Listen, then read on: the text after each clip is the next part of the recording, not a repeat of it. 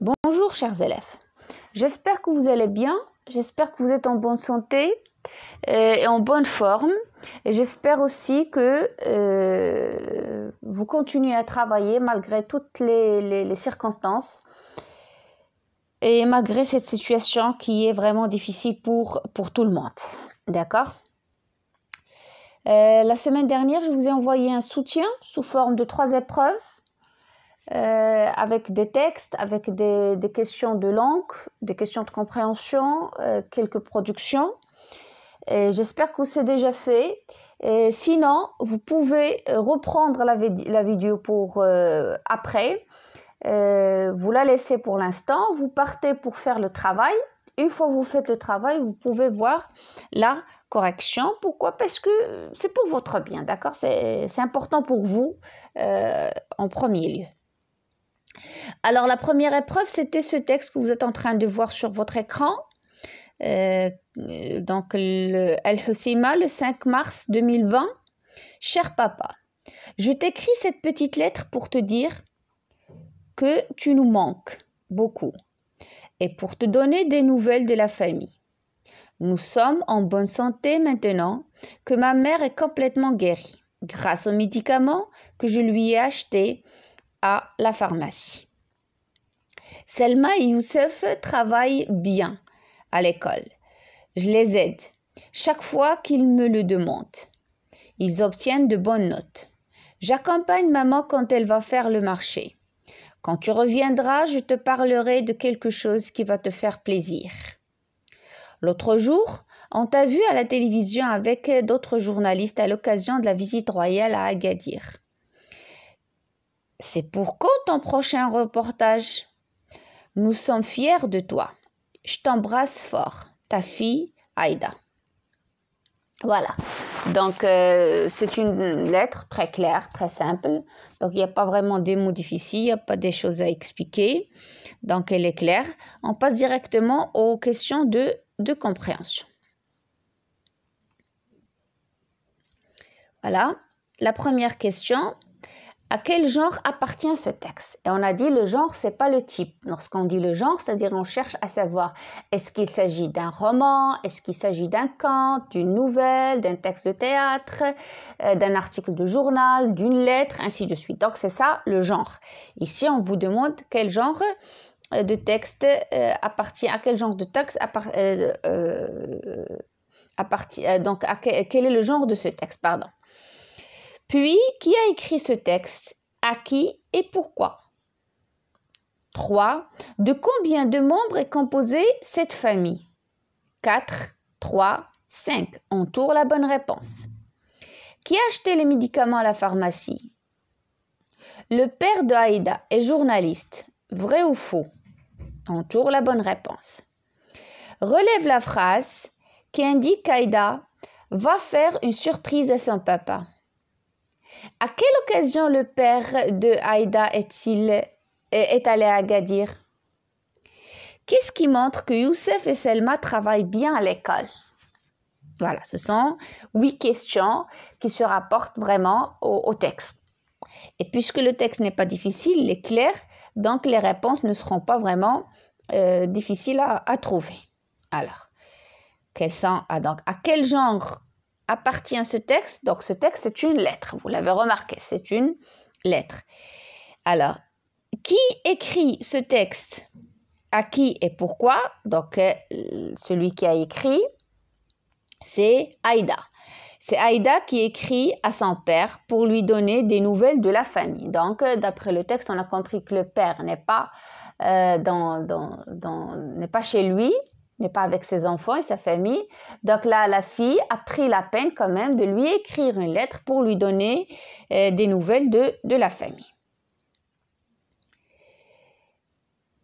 Bien sûr, c'est une lettre. Donc, l'expéditeur ici, c'est Aïda. Et le destinataire, c'est le papa. De combien de membres est composée la famille? Donc, la famille est composée de 5 membres. On va essayer de les compter. Donc, il y a la maman. Donc, la fille, dans sa lettre, elle a parlé de la maman. Elle a parlé de 2 frères. Donc, Selma et Youssef. donc 3. Puis il y a le père, c'est le 4e membre de la famille, et Aïda elle-même, donc ils sont 4. Ils sont 5, pardon. Cette famille se compose de 5 personnes. Qui a acheté les médicaments à la pharmacie? C'est Aïda qui a acheté les médicaments à la pharmacie. Donc, elle l'a dit. Le père de Aïda est journaliste. Vrai. Relève la phrase qui indique qu'Aïda va faire une surprise à son papa. Quand, donc la phrase est la suivante. Quand tu reviendras, je te parlerai de quelque chose qui va te faire plaisir. Donc là, à travers cette phrase, on comprend que la fille prépare une surprise pour son père. À quelle occasion le père de Aïda est allé à Agadir? Il est allé à Agadir à l'occasion de la visite royale. Donc, il y a une visite royale et puisqu'il est un journaliste, donc il va partir avec ses collègues pour cette visite royale. Qu'est-ce qui montre que Youssef et Selma travaillent bien à l'école? Ils obtiennent de bonnes notes. Donc, Aïda, lorsqu'elle a parlé de ses 2 frères, son frère et sa sœur, qu'est-ce qu'elle a dit à son père? Elle a dit qu'il travaille bien en lui disant qu'ils ont de bonnes notes, qu'ils obtiennent de bonnes notes. On continue maintenant avec les activités réflexives sur la langue. Le lexique donne un synonyme du mot souligner. Elle écrit une lettre, il achève son reportage, donne le contraire de ce qui est en gras, nous sommes en bonne santé, l'expéditeur, d'accord? Puis pour la grammaire, donc on a écrit à la forme négative, ma mère est encore malade. Souligne le groupe nominal et entoure le verbe ou bien le groupe verbal dans la phrase suivante. Selma et Youssef révisent leur leçon. Relie les 2 phrases en utilisant aussi que. Aïda est heureuse, Selma est heureuse. Donc, on va exprimer la comparaison ici. Relie les 2 propositions en utilisant comme. Là aussi, c'est la comparaison. Je suis l'aîné. J'aide ma sœur.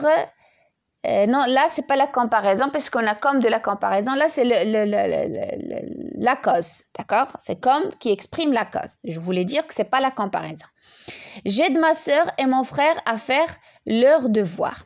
Souligne les adjectifs qualificatifs et donne leur fonction dans la phrase. Le jeune médecin est présent, il soigne la malade.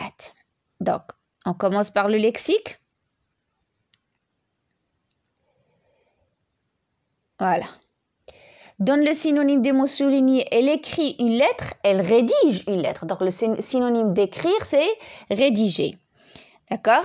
Il achève son reportage, on peut dire il termine son reportage, il finit son reportage. Donc, achever, il a comme synonyme terminer et finir. Donne le contraire de ce qui est en gras. Nous sommes en bonne santé, donc en bonne, en mauvaise, on va dire, nous sommes en mauvaise santé. L'expéditeur, bien sûr, le destinataire. Pourquoi? Parce que l'expéditeur, c'est celui qui envoie et qui écrit la lettre. Le destinataire, c'est celui qui reçoit la lettre, à qui on envoie la lettre. La grammaire maintenant. Écrit à la forme négative, ma mère est encore malade, ma mère n'est plus malade. On a encore, donc, ne plus. Souligne le groupe nominal entoure le groupe verbal dans la phrase. Donc, Selma et Youssef, c'est le groupe nominal, bien sûr, sujet. Groupe nominal sujet. Ici, il manque sujet. Et révise leur leçon, c'est le groupe verbal. Relie les 2 phrases en utilisant aussi que pour exprimer la comparaison. Selma est aussi heureuse que Aïda. On peut dire aussi que Aïda est aussi heureuse que Selma. Voilà. Relie les 2 phrases ou bien les 2 propositions en utilisant comme, ici pour exprimer la cause, comme je l'ai dit. Je suis l'aîné, j'aide ma sœur et mon frère à faire leurs devoirs. Donc, comme je suis l'aîné, parce que je suis l'aîné, comme je suis l'aîné, j'aide ma sœur et mon frère à faire leurs devoirs. Souligne les adjectifs qualificatifs et donne leur fonction. On a dit que l'adjectif qualificatif, il peut être épithète, attribut ou apposé. Donc, le jeune médecin ici, c'est un adjectif épithète. Pourquoi? Parce qu'il est placé devant un nom et il fait partie d'un groupe nominal. Donc, le jeune médecin est présent. Présent ici, c'est un attribut. D'accord? Pourquoi? Parce qu'il est placé après un verbe d'état. Maintenant, la conjugaison. Conjugue les verbes entre parenthèses au temps demandé. D'accord? On a se précipiter au passé composé, écouter à l'impératif présent, attendre au présent de l'indicatif et être au futur simple. Mais le verbe entre parenthèses au temps qui convient, donc là, on a si et on a le deuxième verbe au conditionnel. Je lis les questions pour vous aider bien sûr à suivre avec moi et à mobiliser vos connaissances quand même. Alors, terminer avec ER ou bien E accent, c'est-à-dire est-ce que c'est l'infinitif ou bien le participe. Complète avec sans et sans, les homophones. Aimer les noms composés au pluriel. Donc, on passe directement aux réponses. Les journalistes au passé composé, donc on va dire, se sont précipités vers l'invité, et vous regardez précipiter avec S parce que c'est un verbe pronominal et les verbes pronominaux se conjuguent avec l'auxiliaire être, donc leur participe s'accorde en genre et en nombre avec le sujet, sauf dans un seul cas, si le verbe pronominal est suivi d'un complément d'objet direct. Si on a un complément d'objet direct juste après le verbe pronominal, on n'accorde pas le participe passé de ce verbe pronominal. Mais si on n'a pas le complément d'objet direct, on doit faire attention à l'accord. Ici, il n'y a pas un complément d'objet direct, donc on accorde. Écouter les conseils de ton médecin, c'est l'impératif présent du verbe écouter, la deuxième personne du singulier bien sûr, et puisque c'est un verbe du premier groupe, on fait attention à l'impératif, on ne met pas S, malgré que c'est la deuxième personne du singulier. C'est pas comme l'indicatif. Nous, le verbe attendre présent, donc nous attendons le retour de notre père, présent de l'indicatif, et vous serez bientôt de retour et nous aurons une discussion, le futur simple de être et avoir. Alors, si le papa était là, Aïda lui raconterait son secret. Pourquoi était à l'imparfait? Parce qu'on a le deuxième verbe au conditionnel. Et nous l'avons dit, si plus l'imparfait évoque le conditionnel. Maintenant, l'orthographe termine avec ER ou E accent, c'est-à-dire l'infinitif ou le participe. La maman a demandé. Demander ici, on va mettre E accent parce que c'est un participe. Aïda d'envoyer. Envoyer, on va mettre ER parce que c'est l'infinitif. On a déjà la préposition de. D'accord? On continue. Complète avec sans ou sans. Donc, Aïda est son père, le déterminant. Possessif, sans, le verbe être, très proche. Une sage-femme, des sages-femmes, on met les deux au pluriel. Pourquoi? Parce qu'on n'a pas des mots invariables ici. Un garde-malade, des gardes-malades. Donc, garde ne prend pas S parce qu'il est un invariable, c'est un verbe. Et maintenant, complète avec le texte avec ce qui convient. Donc, traitement, une intoxication, la tête, rendre, guérir, la maison, dispensaire, un sandwich.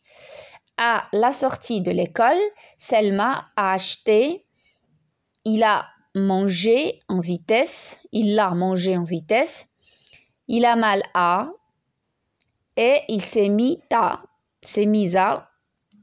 de retour à, il s'est senti mal, son père l'a conduit au du quartier, c'était, il doit suivre un pour. Donc, c'est un texte à trous. Donc, on a enlevé les expressions. Puis, donc, c'est à vous de trouver le bon sens du texte. Comment le trouver? En mettant les mots dans leur place convenable. Et on va imaginer la conversation entre Selim et le médecin à l'hôpital. Donc, on commence. À la sortie de l'école, Selma a acheté un sandwich. Il l'a mangé, ou bien elle l'a mangé. C'est elle qui a mangé. Donc, Selim, pardon. C'est bon, Selim. Moi, je le lis Selma. Donc, Selim, c'est correct. Il l'a mangé en vitesse. Il a mal à la tête et il s'est mis à rentrer. De retour à la maison, il s'est senti mal. Son père l'a conduit au dispensaire du quartier. C'était une intoxication. Il doit suivre un traitement pour guérir. Donc, si on imagine la conversation, le médecin, bonjour, comment tu t'appelles? Ben, je m'appelle Salim. Où tu as mal? Qu'est-ce qui t'est arrivé? Que s'est-il passé? Donc, on ne va pas mettre les trois questions, bien sûr. On choisit une de ces questions. Donc, où tu as mal, il peut dire j'ai mal au ventre. D'accord? Qu'est-ce qui t'est arrivé? J'ai acheté un sandwich, je l'ai mangé, puis j'ai eu mal et j'ai vomi. Donc, que s'est-il passé? J'ai mangé un sandwich, j'ai vomi. Donc, il y a plusieurs propositions, plusieurs possibilités. Laisse-moi regarder tout ça. Oui, c'est une intoxication. C'est grave, Salim, c'est grave. Le médecin va te soigner. Ton papa va acheter ses médicaments à la pharmacie. Mais fini les sandwichs achetés d'or. Promis? Oui, docteur. Promis. Merci beaucoup. Voilà. Donc, c'est tout pour cette première épreuve. Je vais vous envoyer la deuxième et la troisième. D'abord sous forme de vidéo, puis sous forme de PDF. Donc, merci de votre attention et au revoir.